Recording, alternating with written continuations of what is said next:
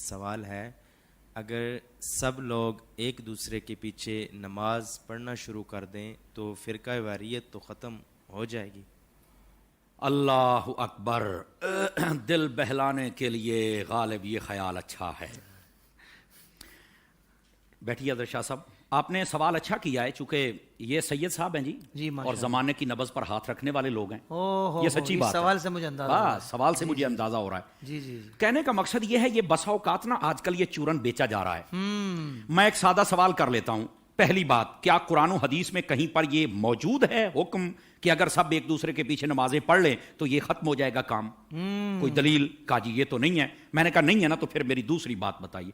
اگر کسی بندے کی قراءت ٹھیک نہیں، یعنی وہ قرآن صحیح نہیں پڑھ سکتا، اس کے پیچھے نماز ہو جائے گی؟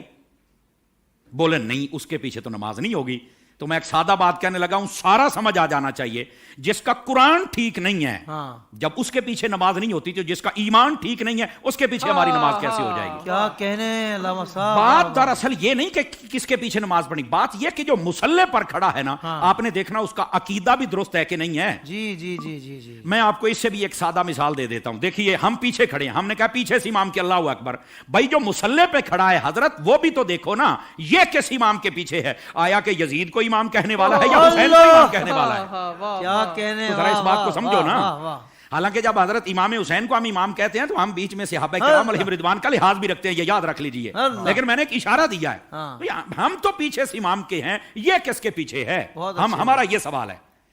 اب جہاں میں اگلی بات بھی بتا دوں، جن لوگوں کو یہ شوق ہوتا ہے، میں نے کہا یار ساری باتیں چھوڑ دے، میں آپ کو ایک حدیث سناتا ہوں کنز الامال سے. علی المتقی الہندی رحمۃ اللہ علیہ آپ نے لکھا ہے، وہ فرماتے آقا کریم علیہ السلام نے ارشاد فرمایا، یہ حدیث لمبی ہے، فرما ان اللہ اختارنی واختار علی اصحابی واختار علی منہم اربع. فرما اللہ نے سب سے پہلے میرا انتخاب فرمایا، میرے بعد میرے صحابہ کا انتخاب فرمایا، پھر میرے لیے ان میں سے 4 کو چنا. حق 4 یار بھی آ گئے، ٹھیک ہے. پھر اس کے بعد فرمایا، اس کے مختلف پہلو آگے ہیں، مختلف الفاظ و طرق و سند، یہ روایت ہے، لیکن ایک روایت یہ بھی ہے، فرمایا ان قریب ایک قوم آئے گی، ینتقصونہم ویسبون اصحابی، جو میرے صحابہ کرام میں سے نقص نکالے گی، عیب نکالے گی اور گالیاں دے گی. فرمایا جب یہ آئے تو حضور ہم نے کیا کرنا ہے؟ فرمایا لا تواکلوہم ولا تشاربوہم ولا تسلموا علیہم ولا تسلوا معہم ولا تناکحوہم او کما قال علیہ السلام. میرے آقا کریم علیہ السلام نے فرمایا، نہ ان کو سلام کہنا ہے، نہ جواب دینا ہے، نہ رشتہ دینا ہے، نہ لینا ہے، نہ روٹی پکا کے ڈالنی ہے، نہ ان کے ساتھ کھانی ہے. ڈالنی ہے والی بات سمجھے ذرا.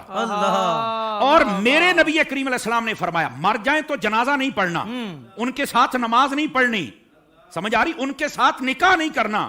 تو میں نے کہا یہ ہمیں چورن مت بیچو، ہم نے حضور کی حدیث پڑھی ہوئی ہے. اگر کوئی چاہتا ہے کہ ہمارے سامنے کھڑا ہو کر ہمارا امام بنے، تو پہلے امام بننے سے پہلے بندہ بن کے مجھے یہ بھی بتائے تیرا نبی کے بارے میں کیا عقیدہ ہے، تیرا صحابہ کے بارے میں کیا عقیدہ ہے، تیرا افضلیت صدیق اکبر بکار بارے میں کیا عقیدہ ہے، تو کل صحابہ کو جنتی مانتا ہے یا نہیں مانتا، تو نبی پاک کی اہل بیت کے بارے میں کیا کہتا ہے. یہ سارے عقیدے مجھے بتا دے، میں تیرے پیچھے کھڑا ہو کر نماز پڑھ لوں گا. کیا کہنے.